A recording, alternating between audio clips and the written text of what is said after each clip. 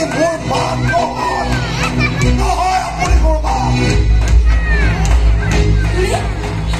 কি কৈছ মই তোৰ মা নহয় মই তোৰ মা নহয়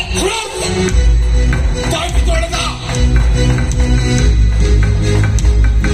মই তোৰ ভিতৰলৈ যাবলৈ কৈছো খৰচ ভিতৰলৈ যা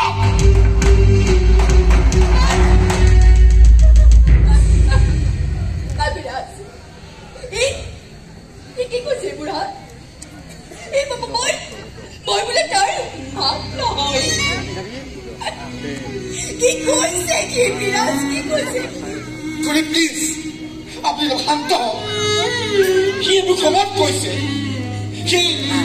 ঘটনাটো ঘটি যোৱাৰ পাছৰে পৰা তাৰ মানসিক অৱস্থা একেবাৰে ভাল নহয় ডাক্তৰে বহুত কথাই কৈছে যিবোৰ আমি আপোনাক কোৱা নাই কাৰণ আপুনি আঘাত পাব কি কৈছে ডাক্তৰে কি কৈছে বিৰাজ কি হৈছে পুত্ৰ ডাক্তৰে কি কৈছে বিৰাজ আপুনি মাত্ৰ এটাই বুজি লওক বৰ্তমানৰ খৰুজ আগৰ খৰুজলৈ উভতি আহিবলৈ অলপ সময় লাগিব তাৰ বাবে আমি সকলোৱে অলপ ধৈৰ্য ধৰিব লাগিব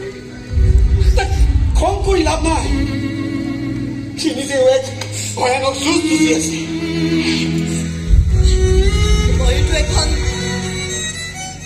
মইতো এখন যুঁজ কৰি আছো নাজানো মই এইখন যুঁজৰ শেষ কেতিয়া হয়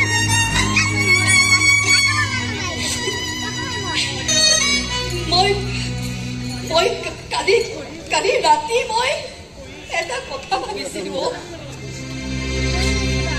মই ভাবিছিলো যে আমাৰ গুৰুজৰ বিয়াখন পাতি দিওঁ তাৰ বিয়াখন পাতি দিলে তাৰ জীৱনলৈ তাৰ এক নতুন চিন্তা আহিব কিন্তু আৰু সেই শান্তিৰে মই কৰিব পাৰিব আৰু মই ভাবিছিলো যে আমাৰ মেঘালীৰ লগতে গুৰুজৰ বিয়াখন পাতি দিম কাৰণ মেঘালীয়ে তাক বুজি পায় আৰু তাক জানে